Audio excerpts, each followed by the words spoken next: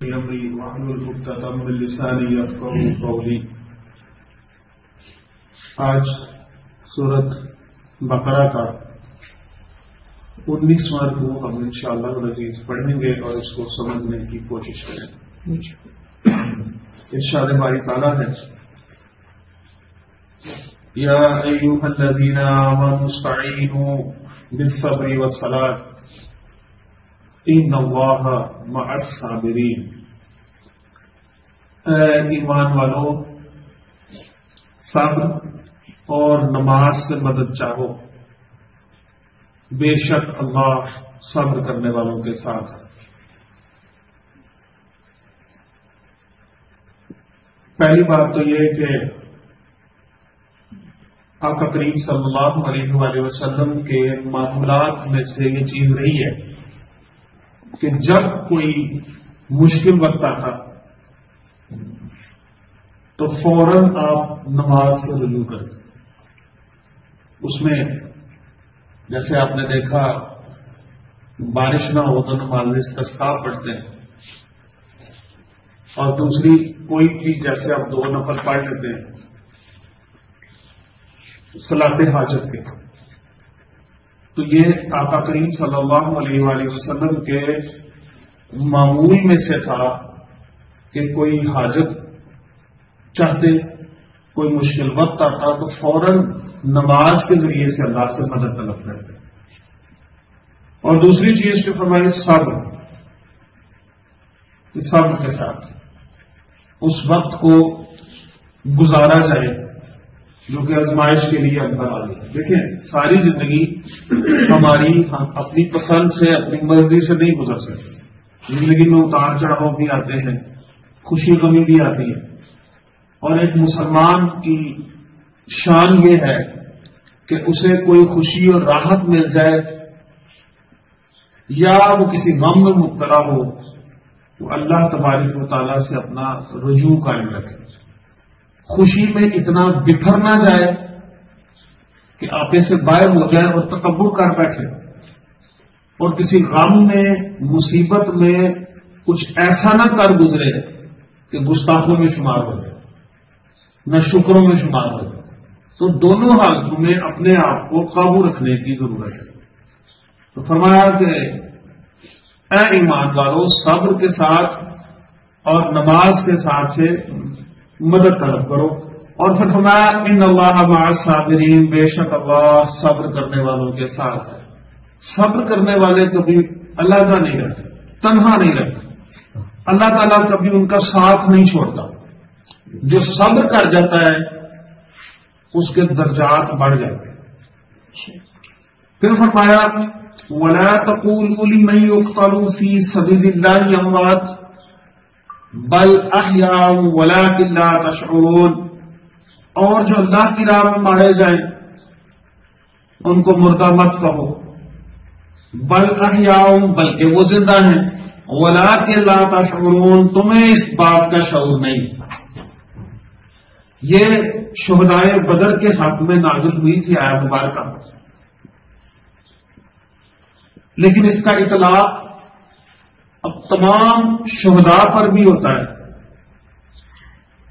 کہ وہ کفار جو تھے وہ شہدائے بدر کے بارے میں طرح طرح کی ہرزہ سرائی کرتے تھے۔ وہ کہتے تھے دیکھا مر گئے، انتقال کر گئے، دنیا سے چلے گئے، ان کا دنیا کی راحتوں سے، دنیا کے ساز و سامان سے رشتہ کٹ گیا، اب وہ دنیا کی نعمتوں سے محروم ہو گئے۔ اللہ تعالیٰ نے فرمایا نہیں،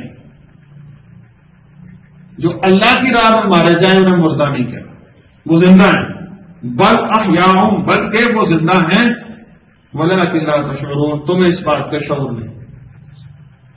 شہید کے بارے میں حکم یہ ہے کہ اس کو اسی کے لباس میں ویسے ہی اس کا جنازہ پڑھ کے دفنا کیا، اور شہید کی شان یہ ہے کہ اس کے جسم سے بہنے والا پہلا قطرہ زمین پر نہیں پہنچتا کہ اس کے سارے گناہ معاف کر دیے جائیں۔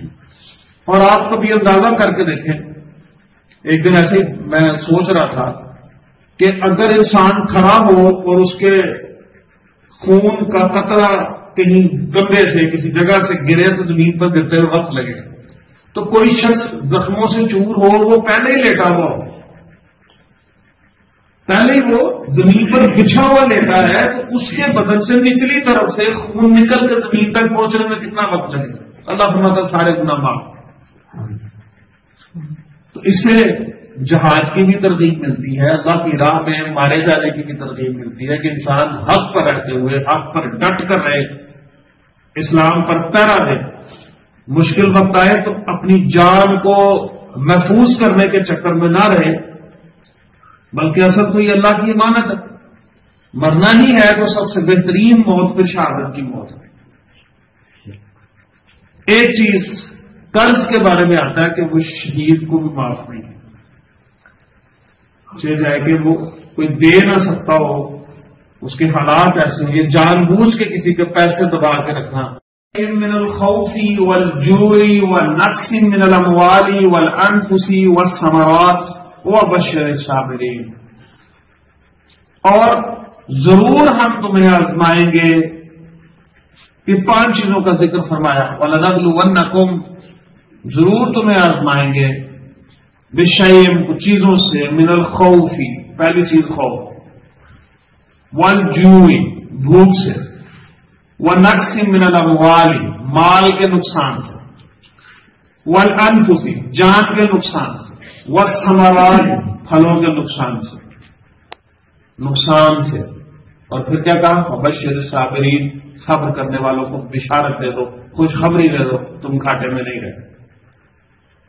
بظاہر تم سے کچھ لے لیا گیا ہے، لیکن اس کے بدلے میں تمہیں بہت بڑی رضا دی گئی. امام شافعی رحمۃ اللہ علیہ اس آیہ مبارکہ کی تفسیر میں لکھتے ہیں کہ خوف سے مراد خوف الہی ہے. یہ جانچ پڑتال ہے انسان کی کہ وہ اچھائی پر ہے کہ برائی پر. ہم ہر وقت آزمائے جا رہے ہیں. ہمارا ایک ایک قول، ایک ایک فعل اللہ تبارک و تعالیٰ کے ہاں نوٹ ہو رہا ہے. تو یہ آزمائش ہے کہ انسان کس حالت میں کیا کام کرتا ہے. جیسے میں نے پہلے عرض کی کہ کسی وقت ہم خوش ہوتے ہیں، کسی وقت ہم غموں میں مبتلا ہوتے ہیں. دونوں میں ہمارا رویہ کیسا ہے؟ ہم خوش ہوتے ہیں تو کس قدر خوش ہوتے ہیں کہ اللہ کی ذات کو بھول جاتے ہیں. غم زدہ ہوتے ہیں تو کس قدر غم زدہ ہوتے ہیں کہ اللہ سے ہی شکوے شکایتیں کرنا شروع کر دیں. یہ رویے ہیں جن سے ہمیں آزمایا جا رہا ہے. تو پہلی بات تو یہ ہے کہ اللہ کے خوف سے ہمیں آزمایا جائے گا کہ یہ بندہ خوف رکھنے والا ہے کہ نہیں، یہ متقی ہے کہ نہیں، یہ اپنے دنیا کے کام کاج کرتے ہوئے، معاملات کرتے ہوئے یہ سوچتا ہے کہ میں اللہ کو جواب دوں. جب ہم اللہ کو جواب دیں گے، یہ سمجھتے ہوں گے، تو پھر گناہ سے بچ بھی جائیں گے، پھر ہمارے دل میں خوف ہوگا. آگے فرمایا بھوک سے. امام شافعی فرماتے اس بھوک سے مراد روزے. ایسے ہم روزوں میں بھوک سے ہوتے ہیں تو آزمایا جا رہا ہے. کئی لوگ ایسے ہیں کہ جو جان بوجھ کے روزہ ترک کرتے ہیں. انہوں نے اپنے وہم و گمان میں ایک خوف سا طاری کر دیا کہ اتنے گھنٹے ہم بھوکے پیاسے نہیں رہ سکتے، پتہ نہیں کیا ہو جائے. جبکہ اللہ تعالیٰ مدد کرتا ہے جب انسان نیت کرتا ہے. دیکھتا کہ مشقت تو ہے نا. آج رمضان المبارک کی 2 تاریخ ہے، دوسری شادی کر کے ہم بیٹھے ہیں. کل کا روزہ گزر گیا. دیکھیں نا، رمضان المبارک کی آمد کی بات. ابھی یہاں بیٹھے بیٹھے انشاءاللہ مختلف روز کے دروس میں ہم ایک وقت کا ذکر کر رہے ہوں گے کہ اب رمضان ہم سے جا رہا ہے. وقت تو کبھی نہیں رکتا. اور آپ غور کر کے دیکھ لینا، جنہوں نے روزے رکھے ان کا بھی رمضان شریف گزر جائے گا، جنہوں نے نہیں رکھے ان کا بھی گزر جائے گا. یہ تو گزرے گا. وقت تھم تو نہیں سکتا، رک تو نہیں سکتا. تو جنہوں نے قرآن شریف کی تلاوت کرتے جانا ہے، جنہوں نے اس رمضان شریف سے اپنی زندگی سنوارنی ہے، کوشش کرنی ہے، ان کا بھی گزرے گا. جنہوں نے غفلت میں پڑے پڑے ایسی صبح ہوتی ہے، شام ہوتی ہے، زندگی یوں ہی تمام ہوتی ہے، تو وہ بھی اسی طرح سے رمضان گزار بیٹھیں گے، ضائع کر بیٹھیں گے. تو بھوک سے بھی آزمایا جا رہا ہے کہ جب ان پر رمضان کے روزے فرض کیے ہیں تو پھر بھلا میں دیکھوں کہ یہ میری راہ میں کس طرح بھوکے پیاسے رہتے. اور دوسری طرف اگر ہم دیکھیں تو بھوک سے مراد مفلسی بھی ہو سکتی ہے. کہ بسا اوقات انسان پر ایسا مشکل وقت آ جائے کہ اس کے پاس کھانے پینے کو کچھ نہ رہے، وہ غربت اور افلاس میں مبتلا ہو جائے، تو پھر اس کا رویہ اللہ کے حضور میں کیسا ہو؟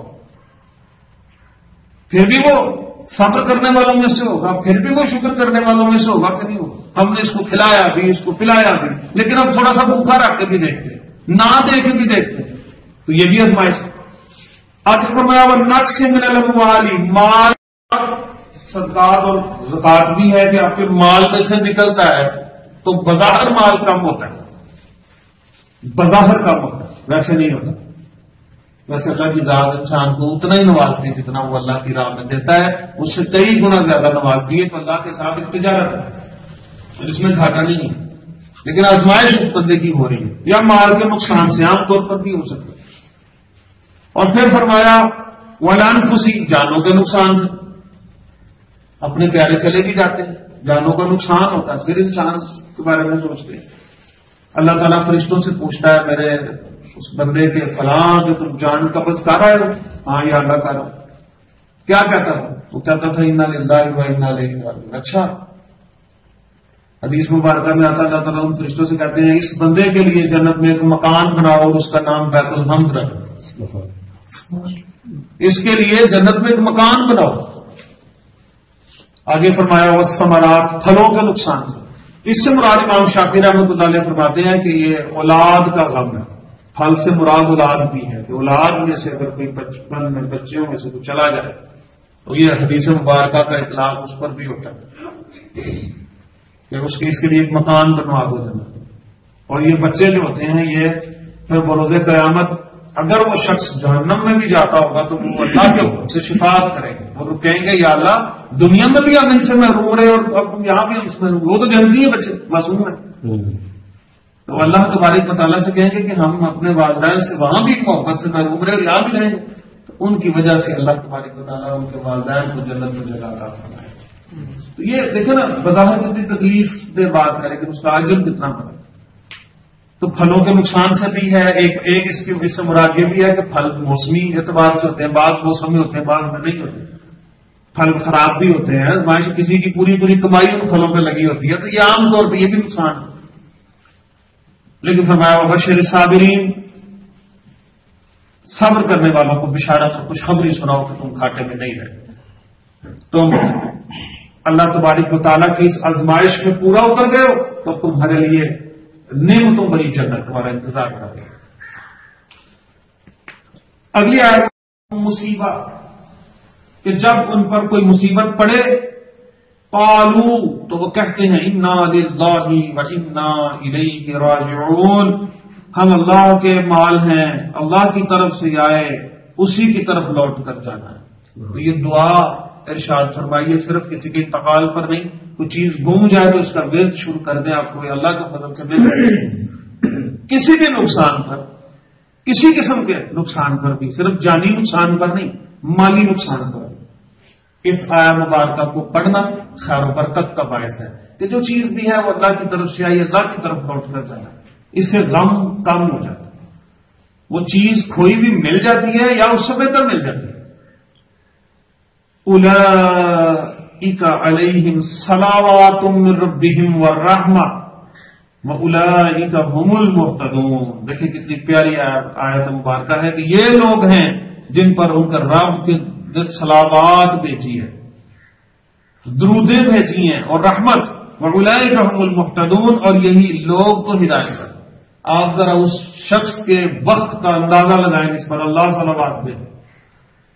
یہ جو صبر کی منزل سے نکل جاتے ہیں اللہ کے مقربین میں سے ہو جاتے ہیں، اللہ کے پیاروں میں سے ہو جاتے ہیں، یہ دنیا میں تنہا نہیں رہتے، مال کے خسارے میں نہیں رہتے، بلکہ اللہ تعالیٰ ان کو بذانہ غیب سے بڑے اجر و ثواب عطا فرماتا ہے۔ ان الصفا والمروہ من شعائر اللہ فمن حج البیت او اعتمر فلا جناح علیہ ان یطوف بہما ومن تطوع خیرا فإن اللہ شاکر علیم۔ اور بے شک صفا اور مروہ اللہ کی نشانیوں میں سے دو پہاڑیاں، یہ شمالن جنوبن ہے۔ حضرت بی بی حاجرہ سلام اللہ علیہا اور حضرت اسماعیل علیہ السلام کا واقعہ منسوب ہے کہ کس طرح پانی کی تلاش میں حضرت ماں ہاجرہ کبھی صفا کی طرف جاتی اور پانی کے چشموں کو تلاش کرتی، پھر حضرت اسماعیل علیہ السلام کے لیے دوبارہ سے پھر وہ بھاگ کے واپس آتے ہیں کہ مجھے وہ نظر نہیں آ رہے، پھر دوسری طرف جاتی، پھر وہاں سے دیکھتی، 7 چکر لگائے۔ اللہ نے کہا یہ اللہ کی نشانیوں میں سے ہے۔ اب اس میں جب بھی کوئی فمن حج البیت او اعتمر، کوئی حج کرنے آئے گا، عمرہ کرنے آئے گا تو وہ ایسے ہی چکر لگائے گا اور تیزی سے لگائے گا۔ آقا کریم صلی اللہ علیہ وسلم نے اس پر استقامت فرمائی ہے، مداومت فرمائی، ہمیشگی اختیار کی اس عمل پر، اور کہا کہ اس کا ان دونوں کے پھیرے کرے۔ ومن تطوع خیرا، اور جو کوئی بھلی بات اپنی طرف سے کرے، فإن اللہ شاکر علیم، تو بے شک اللہ تبارک و تعالی نیکیوں کا بہترین صلہ دینے والا ہے اور وہ علیم ہے، علم رکھنے والا ہے۔ اس سے کوئی ہمارا نیک عمل پوشیدہ نہیں رہے گا کہ اس کا اجر رہ جائے، ایسا نہیں ہو سکتا، وہ شاکر علیم ہے۔ والهدى من بعد ما بيناه للناس في الكتاب اولئك يلعنهم الله ويلعنهم اللاعنون، اور بے شک وہ جو ہماری اتاری ہوئی روشن باتوں اور ہدایت کو چھپاتے ہیں بعد اس کے کہ لوگوں کے لیے ہم اسے کتاب میں واضح فرما چکے، ان پر اللہ کی لعنت ہے اور لعنت کرنے والوں کی لعنت ہے۔ اشارہ ہے ان یہودی لوگوں کی طرف جو قرآن میں نبی پاک صلی اللہ علیہ وسلم کی نعت مبارک، آپ صلی اللہ علیہ وسلم کے فضائل، مناسبات، آپ کی آمد کی اطلاعوں کو چھپاتے تھے، اور قرآن کے اور بعض معاملات کو چھپاتے۔ رجم کی سزا، جو شادی شدہ جو زانی ہوگا اس کو آدھا زمین میں گاڑ کے پتھر مار مار کے اس کو مار دیتے، مارنے کو، اس طرح کی جو کچھ سزائیں تھیں ان کو وہ چھپا لیتے تھے۔ تو اشارہ فرمایا، اللہ تعالیٰ نے واضح فرما دیا کہ وہ لوگ جو میری آیتوں کو چھپاتے ہیں اور وہ سامنے نہیں آنے دیتے بلکہ حکم بدلتے، ان کا طریقہ کار یہ تھا جو بات ان پر گراں گزرتی نا، مشکل لگتا کام، وہ ویسے ہی چھپا دیتے۔ علماء کیا میں ذکر ہے بدل دیتے تھے، اسی لیے آج قرآن، زبور، انجیل اپنی اصل حالت میں نہیں ہے۔ تو قرآن کا تو ذمہ اللہ تبارک و تعالیٰ نے لیا، کائنات تک یہ پورا چیلنج موجود ہے، کوئی اس کو بدل نہیں سکتا۔ اس کی تو ایک جو ہے وہ اعراب کا بھی اللہ ذمہ دار ہے، کیونکہ اس کے اعراب سے بھی معنی بدل سکتے ہیں، لفظ آگے پیچھے ہو سکتا ہے، تو اس کی تو حفاظت اللہ تبارک و تعالیٰ نے کرنی ہے، اور یہ محفوظ ہے اور قیامت تک محفوظ رہے گا۔ تو فرمایا کہ ایسے لوگوں پر لعنت ہے اللہ کی اور لعنت کرنے والوں کی، اس سے مراد جمیع مومنین ہے، ان سب کی لعنت ہے ان کے اوپر کہ جو آیات کو چھپاتے تھے، اللہ کے احکامات کو چھپاتے تھے۔ الا الذین تابوا واصلحوا، اب کچھ ایسے لوگ بھی تو تھے نا کہ جو چھپاتے تھے یا چھپا بیٹھے تھے یا کچھ غلط کر بیٹھے تھے یا کفر پر تھے، زمانہ جاہلیت میں تھے، لیکن اس کے بعد پھر انہوں نے اسلام قبول کر لی، توبہ کر لی۔ تو فرمایا الا الذین تابوا واصلحوا، اور مگر وہ جو توبہ کریں اور سنوار لیں اپنے آپ کو، وبینوا، اور ظاہر کر دیں، فاولئک اتوب علیہم، تو بس میں ان کی توبہ قبول فرماؤں گا، وانا التواب الرحیم، بے شک میں بڑا توبہ قبول کرنے والا، بڑا مہربان۔ یعنی ساتھ اللہ تبارک و تعالیٰ نے حوصلہ بھی دے دیا، کہا ہو گیا جو ہونا تھا، کر بیٹھے ہو، آ جاؤ میرے گھر، ہو گیا تم سے غلط تو اب بھی توبہ کر لو، آج اپنے آپ کو سنوار لو، اور جو چھپایا تھا وہ ظاہر کر لو، اب بتا دو، اقرار کر لو کہ ہاں مجھ سے یہ غلطی ہوئی ہے، میں انجانے میں جانے میں کسی طریقے یہ کر بیٹھا ہوں، اب میں اصلاح کرنا چاہتا ہوں، تو جو اپنی اصلاح کر لے گا تو اللہ کہتا ہے میں تو بڑا توبہ قبول کرنے والا ہوں، میں اس کے سارے گناہ معاف کر دوں گا۔ ان الذين كفروا وماتوا وهم كفار اولئك عليهم لعنت الله والملائكه والناس اجمعين، اور بے شک وہ جنہوں نے کفر کیا اور کافر ہی مرے، کفر کیا توبہ نہیں کی، اس کفر پر قائم رہے، کفر کی حالت میں دنیا سے چلے گئے، پھر جتنے مرضی اچھے ہوں، جتنی مرضی ڈونیشن کرتے ہوں، جتنے مرضی لوگوں کے گھروں میں جو ہے وہ راشن ڈالتے ہو، لوگوں کی خدمت کرتے ہو، جو مرضی. اللہ تعالیٰ نے کفار کو اجر دنیا میں دینا ہے جو اچھائی کرے گا، اور وہ دنیا میں دے رہا ہے. ایک بہترین زندگی کی صورت میں ان کافروں کو دے رہا ہے. اپنا عقیدہ درست رکھیں. کسی کافر کے لیے نہ تو دعائیں مغفرت ہے، نہ ہی اس کے لیے کوئی ایسی ہمدردی ہے. آپ اس کے ایمان لانے کی خواہش ضرور کر سکتے ہیں، دعا کر سکتے ہیں اللہ اس کو ہدایت دے، صاحب ایمان کر لے. اگر وہ اسی حالت میں مر گیا، کفر کی حالت میں مر گیا، تو اس کے لیے کوئی دعا نہیں، کیونکہ وہ عذاب کا مستحق ہو چکا ہے. تو وہ لوگ جو کفر کریں اور پھر کفر پر ہی مر جائیں، اولئک علیہم لعنت اللہ، ان پر لعنت ہے اللہ کی، والملائکۃ اور فرشتوں کی، والناس اجمعین اور زمین و انسانوں کی ان پر لعنت. اور لعنتوں کے دیکھیں کیسے توپ ڈر رہے ہیں. اب دیکھیں کہ دنیا کی آبادی کتنی ہے، تو اتنی لوگوں کی لعنت، اور لعنت بھی اللہ کے حکم سے. ایسے نہیں کہ اپنی مرضی سے کسی کو کوئی لعنت دے رہا ہے، لعنت بھی اللہ کے حکم سے ہی. ہم سب کی لعنت دیکھیں پھر اس کا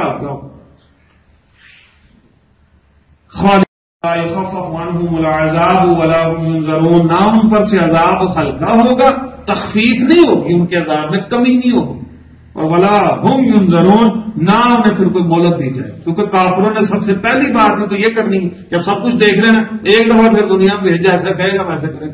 نہیں، اب مہلت نہیں.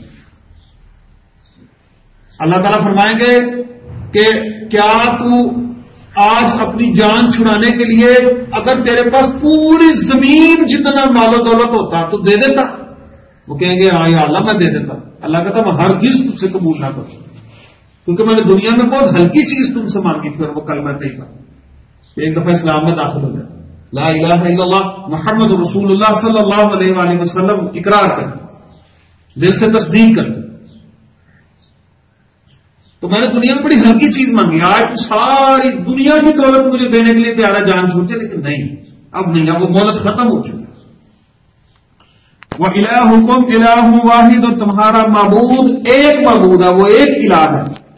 لا الہ الا هو الرحمن الرحیم، اس کے سوا کوئی معبود نہیں، وہی رحمت والا ہے، وہی مہربان.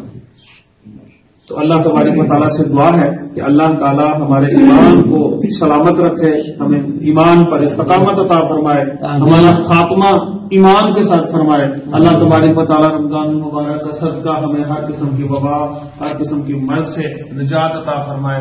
آمین. وآخر دعوانا ان الحمد للہ رب العالمین. اللهم صل على سيدنا ومولانا محمد اغفر لنا وترحمنا لنكونن من الخاسرين. ربنا لا تزغ قلوبنا بعد إذ هديتنا وهب لنا من لدنك رحمة إنك أنت الوهاب. اور پھر قرآن پاک کو سمجھنے کی غرض سے یہاں بیٹھنا آنا قبول و منظور فرما. الہ العالمین قرآن کے نور سے ہمارے سینوں کو منور فرما. الہ العالمین ہمیں راہ ہدایت پر چلا. یا اللہ پروردگار تو ہی ہدایت دینے والا ہے. الہ العالمین ہم تیرے در کے بھکاری ہیں، یا اللہ ہم تم سے ہدایت عافیت طلب کرتے ہیں، پروردگار ہمیں عطا فرما.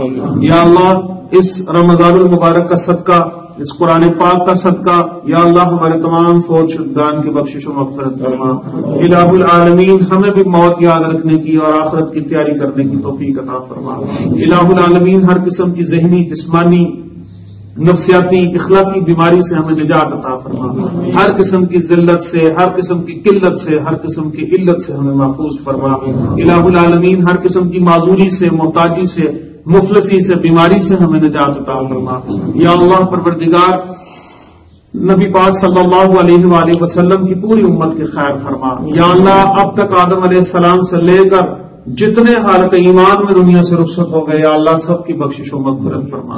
الہ العالمین جو بیمار ہیں گھروں میں، ہسپتال میں، یا اللہ سب کو صحت کاملہ واجلہ عطا فرما. یا اللہ جو زخمی ہیں ان کو صحت تندرستی عطا فرما. جو بے گناہ یا اللہ قید و بند کی صحبتوں میں مبتلا ہیں ان کی رہائی کا بندوبست فرما. الہ العالمین جو قرضے کے بوجھ تلے دبے ہوئے ہیں، الہ العالمین اپنے خاص فضل و کرم سے قرضے کی ادائیگی میں ان کو آسانی فرما. یا اللہ جو کسی بھی آزمائش میں مبتلا ہے، کسی بیماری میں مبتلا ہے، یا اللہ اس کی خیر فرما، اس سے نکلنے کی، اس سے نجات کا ذریعہ بنا. الہ العالمین ہمارے دلوں میں جتنی جائز خواہشات ہیں وہ پوری فرما. یا اللہ پروردگار تو خود کہتا ہے کہ جب کوئی پکارنے والا مجھے پکارتا ہے تو میں اس کی پکار سنتا ہوں. یا اللہ پروردگار ہم تجھے پکارنے کی غرض سے یہاں بیٹھے ہیں. الہ العالمین ہماری خالی جھولیوں میں اپنی خیرات عطا فرما, ہماری خالی جھولیوں کو اپنی رحمتوں سے پر فرما. الہ العالمین اپنے اور اپنے محبوب صلی اللہ علیہ وآلہ وسلم کے در کی حاضری نصیب فرما. الہ العالمین ہم پر, ہمارے والدین پر, ہماری اولادوں پر اپنا رحم و کرم نازل فرما.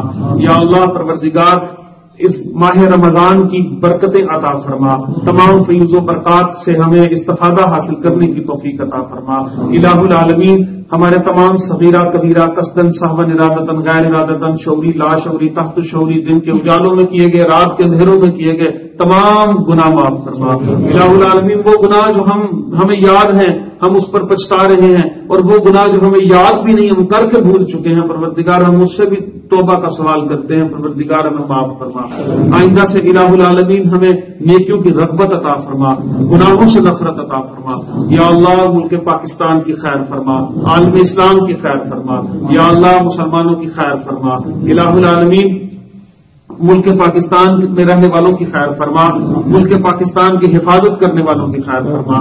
یا اللہ ملک پاکستان کے دشمنوں کو نست و نابود فرما. یا اللہ ہر قسم کی بری نظر سے, حاسدین کے حسد سے, شیاطین و انسا کے شر سے محفوظ فرما. الہ العالمین حادثاتی موت سے محفوظ فرما. یا اللہ پروردگار آفات و بلیات سے محفوظ فرما. الہ العالمین مسلمان جہاں جہاں پریشان حال ہیں یا اللہ پروردگار ان کے حال پر رحم فرما. بالخصوص کشمیر کے مسلمانوں پر اپنا رحم فرما. ماہ مبارک کا صدقہ یا اللہ ان کو آزادی کا پروانہ جاری فرما. الہ العالمین ہم تجھ سے یا اللہ پروردگار تیری بندگی میں رہتے ہوئے, اقرار کرتے ہوئے, ان فضاؤں کو ان ہواؤں کو گواہ بناتے ہوئے پروردگار ہم تیری وحدانیت کا اقرار کرتے ہیں. پروردگار ہم سے یہ وحدانیت کا اقرار قبول و منظور فرما. یا اللہ ہمیں زیادہ سے زیادہ اس ماہ مبارک میں قرآن پڑھنے سمجھنے کی توفیق عطا فرما. وصلی اللہ تعالی علی رسول خیر خلقہ محمد وعلی آلہ واصحابہ اجمعین برحمتک یا ارحم الراحمین.